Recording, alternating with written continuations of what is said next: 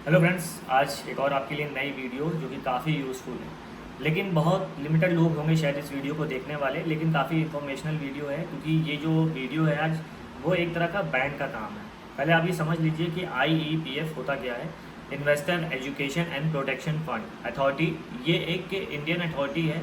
मान लीजिए आपने कभी बैंक से कोई बॉन्ड लिया था, टैक्स सेविंग बॉन्ड हो या किसी और तरीके का बॉन्ड हो, फंड हो, या फिर आपने कोई शेयर्स जो कि बैंक के थ्रू लिए हो। लेकिन क्योंकि ये सब काफ़ी लंबे टाइम तक के लिए होता है, 5 साल 10 साल, और उसकी मैच्योरिटी होने के बाद आप भूल गए हो, या फिर इन्वेस्टर जिसने उस फंड को बाय करा या उस शेयर्स को बाय करा था उसकी डेथ हो गई किसी वजह से, या किसी भी तरह का अगर जॉइंट में था, डिस्प्यूट हो गया है, तो इस तरह के मामले में ये बैंक अगर काफ़ी डिले हो जाता है, मान लीजिए आपका जो टाइम पीरियड है, आप उस टाइम पीरियड तक अगर अपने फंड, शेयर, बॉन्ड्स को उसको क्लेम नहीं कराते हैं, तो उस केस में वो सारा पैसा, फंड, शेयर जो है IEPF investor education and protection fund authority को डिलीवर कर दिया जाता है। मतलब कह सकते हैं सारी इन्फॉर्मेशन उनको दे दी जाती है क्या क्या आपका है। अब मान लीजिए आप 10 साल 12 साल या फिर आपका जो डॉक्यूमेंट था ओरिजिनल वही खो गया, कुछ सालों बाद मिला, तो आप उसको कैसे रिफंड कराएंगे, क्या प्रोसेस है, उसके लिए आपको IEPF पोर्टल पे जाना होगा। तो स्टेप बाय स्टेप आपको बताएंगे। पहले एक बार इस पूरी वीडियो को देख ले, क्योंकि वीडियो में काफ़ी डॉक्यूमेंट्स मांगे हैं, और अगर आपने वीडियो देखते देखते फॉर्म भरना शुरू कर दिया तो आप भर नहीं पाएंगे, और इसमें सेशन होता है वेबसाइट में जो कि बार बार लॉग आउट हो जाता है, और कभी कभी इसमें रजिस्ट्रेशन नहीं हो पाता है। तो उसके लिए क्या प्रोसेस है वो भी हम आपको इस वीडियो में बताएंगे। तो मैं ले चलता हूँ अपने डेस्कटॉप की स्क्रीन पे और आपको आगे का पूरा प्रोसेस बताता हूँ स्टेप बाय स्टेप। वीडियो थोड़ी सी लंबी ज़रूर होगी लेकिन काफ़ी इन्फॉर्मेटिव है, तो स्टेप बाय स्टेप देखिए और आपको आइडिया लग जाएगा। फिर आप किसी भी तरह के बॉन्ड्स को, शेयर्स को, फंड को, कुछ भी हो, आप क्लेम कर सकते हैं। जो कि क्योंकि सारा काम बैंक का होता है, लेकिन आप बैंक जाएंगे तो बैंक साफ साफ आपसे कह देगा कि भाई इतना टाइम हो गया है, तो अब आपको खुद ही सारी चीज़ ऑनलाइन करनी होगी। ये जो फॉर्म है इसको भरते हैं और लास्ट में इसमें पेमेंट भी कभी कभी आप, डिपेंड करता है कि आपने फॉर्म में क्या क्या चीज़ भरी है और किस चीज़ के लिए आप क्लेम कर रहे हैं, तो उसी पर डिपेंड होता है कि आपको कुछ चार्जेस भी पे करने पड़ सकते हैं, जो कि 50 रुपये से लेकर 2500 रुपये तक भी हो सकता है। लेकिन देखते हैं, हम भी आपके सामने फॉर्म को फिल करते हैं, मेरे में कुछ अमाउंट आता है पे करने का कि नहीं आता। तो चलते हैं डेस्कटॉप की स्क्रीन पे और आगे का आपको पूरा प्रोसेस दिखाते हैं स्टेप बाय स्टेप, कैसे आप फिल करेंगे IEPF फॉर्म 5। तो फ्रेंड्स, आप मेरे ब्राउज़र की स्क्रीन देख सकते हैं और यहाँ पे आके सर्च करेंगे IEPF। इसमें आपको IEPF फॉर्म 5 भरना होता है, लेकिन IEPF जब सर्च करेंगे आपके सामने IEPF investor education and protection fund authority की वेबसाइट आएगी, जो कि वर्क नहीं करती है। तो आप सोचेंगे फिर कैसे भरेंगे, देखिए वर्क नहीं करती है। दूसरा URL भी नीचे दिया है, मिनिस्ट्री ऑफ कॉर्पोरेट अफेयर्स, ये भी वर्क नहीं करेगा। इसको भी मैं आपको क्लिक करके एक बार दिखा देता हूँ, देखिए वर्क नहीं कर रहा। तो बैक करते हैं यहाँ से। IEPF की जो पूरी वेबसाइट है, जो पूरा वर्क था वो मूव हो गया है ministry of corporate affairs MCA portal पे। थोड़ा सा और स्क्रॉल करके जब नीचे आएंगे तो ये वाली जो वेबसाइट है www.mca.gov.in, इसका URL मैंने डिस्क्रिप्शन बॉक्स में दे दिया है, आपको ये ओपन करना होगा। ओपन करते ही आपके सामने कुछ इस तरह से स्क्रीन आएगी, या फिर आप डायरेक्टली जब mca.gov.in करके ओपन करेंगे तो आपके सामने ये वाली स्क्रीन आएगी। करने के बाद यहाँ राइट टॉप कॉर्नर पे देख सकते हैं साइन इन और साइन अप का ऑप्शन है। यहाँ भी बहुत सी चीज़ें हैं कि कौन साइन इन कर रहा है, तो यहाँ जैसे ही क्लिक करेंगे तो यहाँ पे इसके पोर्टल के अलग अलग वर्जन्स हैं, पॉपअप आएगा, उसको ओके करके क्लोज कर देंगे। Welcome to MCA portal. यहाँ पे सिन नंबर, LLP और ये बेसिक चीज़ें कुछ डाल के लॉगिन करना है, लेकिन ये आपके लिए नहीं है। थोड़ा सा स्क्रॉल करके नीचे आएंगे तो यहाँ पे लॉगिन फॉर V3 फिलिंग है, एक नया ऑप्शन और आ रहा है, लेकिन इससे भी आपसे मतलब नहीं है। आपको IEPF फॉर्म 5 भरने के लिए लॉगिन फॉर V2 फिलिंग पे आना होगा, लेकिन उससे पहले आपको यहाँ रजिस्ट्रेशन करना होगा। तो इस पर क्लिक करेंगे और आपके सामने रजिस्ट्रेशन पेज आ जाएगा, जिसमें बेसिक चीज़ें होती हैं जो आपको भरनी होगी। तो मैं आपको बता देता हूँ, यहाँ पे 2 कैटेगरी हैं, यूज़र कैटेगरी और business users.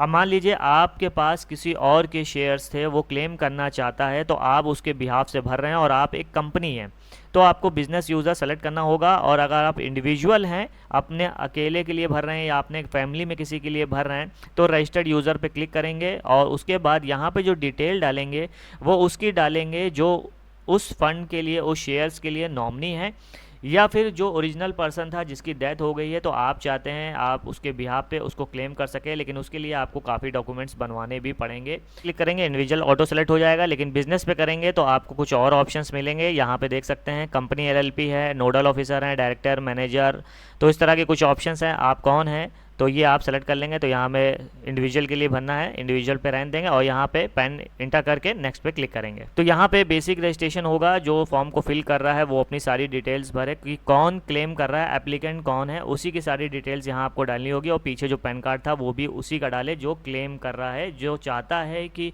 Fund share amount जो भी बॉन्ड है वो अब उसको मिल जाए। तो first name, middle name, last name, date of birth, gender और प्रोफेशन सेलेक्ट करेंगे कि वो कौन है जो क्लेम कर रहा है एप्लीकेंट। और यहाँ सारी चीज़ें करने के बाद यहाँ नेक्स्ट पे क्लिक करेंगे। नेक्स्ट पे क्लिक करने के बाद आप आ जाएंगे कॉन्टैक्ट डिटेल्स पे। यहाँ पे आपको एड्रेस लाइन 1 में अपना एड्रेस, 2 में कंट्री, वैसे एस्टिक लगा है, एड्रेस लाइन 1 भरेंगे, 2 छोड़ भी सकते हैं। कंट्री सेलेक्ट करेंगे, pin code, status, city, locality, telephone number और उसके बाद यहाँ मोबाइल नंबर। वैसे मोबाइल नंबर कंपलसरी नहीं है, टेलीफोन नंबर भी नहीं है, लेकिन यहाँ भर ज़रूर दे जिससे फ्यूचर में आपको OTP कन्फर्मेशन में हेल्प मिलती रहे, और एक ईमेल आईडी। उसके बाद यहाँ सारी बेसिक डिटेल डालने के बाद फिर से आप नेक्स्ट पे क्लिक करेंगे और यहाँ लॉगिन डिटेल्स पे आप आ जाएंगे। तो यहाँ पे सबसे पहले आपको पासवर्ड क्रिएट करना होगा और उसके बाद पासवर्ड को कंफर्म करना होगा। नीचे आएंगे, एक हिंट क्वेश्चन है, हिंट क्वेश्चन सेलेक्ट कर लेंगे और उसका आंसर आप देंगे। यहाँ पे जो हिंट क्वेश्चन है वो हिंट क्वेश्चन जब आप पासवर्ड भूल जाते हैं उसको फॉरगेट करने में हेल्प करता है। Whether you wish to avail the SMS facility, अगर आप SMS फैसिलिटी चाहते हैं तो यस कर दे, वरना नो कर दे, ये आप पे डिपेंड है। उसके बाद यहाँ पे क्रिएट माई अकाउंट का ऑप्शन है, यहाँ पे सिंपली क्लिक कर देंगे। क्रिएट माई अकाउंट पे क्लिक करते ही जो नंबर आपने डाला है, जैसे मैंने बताया था फ़ोन नंबर ज़रूर डाल दे, OTP कंफर्म के लिए उस मोबाइल नंबर पे, और जो ईमेल आईडी आपने यूज़ करा है दोनों पे ही एक OTP सेंड होगी। वो OTP यहाँ डाल के आपको सबमिट करना है और आपका रजिस्ट्रेशन कंप्लीट हो जाएगा। रजिस्ट्रेशन कंप्लीट करने के बाद वापस से आप आ जाएंगे साइन इन पेज पे, यहीं पे आपको रीडायरेक्ट कर दिया जाएगा, या फिर आप साइन अप करने के बाद यहाँ पे आपको लॉगिन फॉर V2 फिलिंग है। अगर मान लीजिए रीडायरेक्ट नहीं करा जाता, आप होम पे आ सकते हैं। होम पे आने के बाद फिर से साइन अप पे क्लिक करके यहाँ आने के बाद लॉगिन फॉर V2 फिलिंग है, यहाँ पे रीडायरेक्ट कर दिया जाएगा। वैसे कभी कभी फॉर्म सबमिट होने के बाद यहाँ पे रीडायरेक्ट कर दिया जाता है। तो यहाँ पे आपको जो आपने फ़ोन नंबर डाला था वो फ़ोन नंबर डालेंगे, जो आपने पासवर्ड क्रिएट करा था वो डालेंगे। उसके बाद यहाँ पे कैप्चा है, अगर नहीं समझ में आ रहा तो यहाँ से रिफ़्रेश कर लेंगे इस तरह से। उसके बाद इंटर करके साइन इन करेंगे। साइन इन करने के बाद आपके सामने कुछ इस तरह से स्क्रीन आएगी, इसको आप देख सकते हैं। यहाँ MCA सर्विस पे आएंगे, इन्वेस्टर सर्विस पे आएंगे और यहाँ IPF फॉर्म 5 पे क्लिक करेंगे। ये आपके सामने फॉर्म आ जाएगा जिसमें आपको कुछ बेसिक डिटेल्स भरनी होगी। और IPF फॉर्म ध्यान रखिएगा नॉर्मल फिलिंग रहेंगे, इंडिविजुअल रहने देंगे। यहाँ first name, last name, father's name, date of birth, basic चीज़ें हैं, सब जल्दी जल्दी मैं आपको बता रहा हूँ जिससे वीडियो ज़्यादा लंबी ना करनी पड़े। उसके बाद डेट ऑफ बर्थ, फिर पैन नंबर आप यहाँ सेलेक्ट करेंगे। एक एड्रेस अपना एप्लीकेंट लिखेगा जो उसके आधार पे मेंशन हो, आधार नंबर डालेगा। और उसके बाद यहाँ पे कंपनी नेम, यहाँ से आप सर्च कर सकते हैं कंपनी नेम। यहाँ पे नीचे जो BCI नंबर ऑटोमेटिक ये सब एड्रेस, ईमेल आईडी कंपनी का फिल हो जाता है। जैसे यहाँ पे मैं ICI इन्वेस्टर के लिए भर रहा हूँ तो ICI बैंक लिमिटेड था जहाँ पे बिना बॉन्ड फंसा हुआ था, तो वो जैसे ही डाला तो यहाँ पे देखिए BCI नंबर और उसका एड्रेस और उसकी ईमेल आईडी ऑटोमेटिक सब आ जाता है। Name of the original security holder, अब यहाँ पे आपको उसका नेम डालना है जिसके नाम पे बॉन्ड, शेयर्स या अमाउंट कुछ फंसा हुआ था फंड का। उसके बाद यहाँ पे कौन क्लेम कर रहा है, उससे रिलेशन क्या है, जो एप्लीकेंट है वो आप यहाँ पे मेंशन करेंगे। कितने लोग क्लेम कर रहे हैं, नंबर ऑफ एप्लीकेंट को आप सेलेक्ट करके यहाँ पे ऐड पे क्लिक करेंगे। क्लिक करते ही यहाँ पे आपके सामने एक पॉपअप आ जाएगा, वहाँ पे उस एप्लीकेंट का नेम लिखना होगा जैसे उसके आधार पे या उसके पैन कार्ड पे मेंशन है। यहाँ आप नेक्स्ट पे क्लिक करेंगे। नेक्स्ट पे क्लिक करने के बाद यहाँ पे आपके पास 2 ऑप्शन आएंगे कि आप किस चीज़ का क्लेम कर रहे हैं। डिटेल्स ऑफ क्लेम, मतलब आप अमाउंट और शेयर्स चाहते हैं, सिर्फ अमाउंट चाहते हैं। आप जैसे ही अमाउंट एंड शेयर्स करेंगे तो नंबर ऑफ फोलियो डालना होगा। नंबर ऑफ फोलियोस होता है कि मान लीजिए आपने एक बार में कितने शेयर्स करे तो उसको नंबर ऑफ फोलियो कहते हैं, उसकी डिटेल आपको आगे भरनी होती है। अमाउंट हो गया कि क्या अमाउंट आप क्लेम कर रहे हैं, कितने पीरियड के लिए कह सकते हैं कि अमाउंट क्लेम था, मतलब पर एनम क्या अमाउंट था जो आपको मिलना था और टोटल उसका जो है वो ऑटोमेटिकली ऐड हो जाता है। तो मैं यहाँ अमाउंट को सेलेक्ट कर लूँगा। आपका जो भी क्लेम कर रहे हैं आप उसको सेलेक्ट कर लेंगे और मैं बता दूँ उसी हिसाब से डिपेंड होता है लास्ट में आपको क्या चार्जेस पे करने हैं कि नहीं पे करना है। इनक्लिकेबल हो जाएगा, उसके नीचे वाला जो अमाउंट है वो क्लिकेबल रहेगा। यहाँ पे नंबर ऑफ आपको डालने होंगे कितने ईयर के लिए वो क्लेम करना था, जिस नंबर का क्लेम कर रहे होंगे उतने ऑप्शंस यहाँ खुल जाएंगे। यहाँ पे आपको बेसिक चीज़ें जैसे टाइप ऑफ क्लेम, तो यहाँ पे आपको बताना होगा सेलेक्ट करके, आपका जो ऑप्शन है आप उसको सेलेक्ट कर लेंगे। यहाँ अदर कर देंगे तो कोई दिक्कत नहीं है। फिजिकल था या फिर डीमेट अकाउंट था, ये आपको सेलेक्ट करना होगा। फिजिकल का मतलब ये था कि आपके पास उसकी कोई हार्ड कॉपी है या फिर आपने कोई ऑनलाइन डीमेट अकाउंट कभी खोला होगा। फोलियो नंबर आपको ब्रोकर से ही पता चल पाता है या फिर अपने बैंक में जाके पता करना होगा। लेकिन अगर आपके पास डीमेट अकाउंट नंबर है, डीमेट अकाउंट नंबर आपने कभी एंजल वेल्थ, ग्रो, ज़रोधिया, आप स्टॉक किसी पे भी अकाउंट बनाया हो, उन सब में डीमेट अकाउंट होता है। डीमेट अकाउंट के थ्रू ई ट्रेडिंग की की जाती है, बॉन्ड लेते हैं, शेयर्स लेते हैं बैंक के थ्रू, तो आपका डीमेट अकाउंट और सारी इन्फॉर्मेशन उन्हीं के पास होती है, आपको कुछ ज़्यादातर पता नहीं चलता। लेकिन अगर है तो डाल देंगे, और नहीं है तो यहाँ पे आपको कुछ ना कुछ बनाना पड़ेगा, वरना फिल करना कंपलसरी है, वरना आप आगे भर नहीं पाएंगे। यहाँ पे अपना सारा अमाउंट डाल देंगे, जो उसका टोटल होगा वो बाद में आपको कैलकुलेट हो जाएगा। जो आपके बॉन्ड का शेयर या फिर फंड या फिर अमाउंट जो भी था एफडी का, वो किस ईयर से किस ईयर तक था, उसको डिवाइड करके अमाउंट के हिसाब से फर्स्ट से लेकर लास्ट ईयर तक आपको फिल करना होगा। उसके बाद यहाँ रीज़न फॉर नॉन इनकैशमेंट, तो यहाँ पे आपको बताना होगा कि आपने इनकैश क्यों नहीं करा था।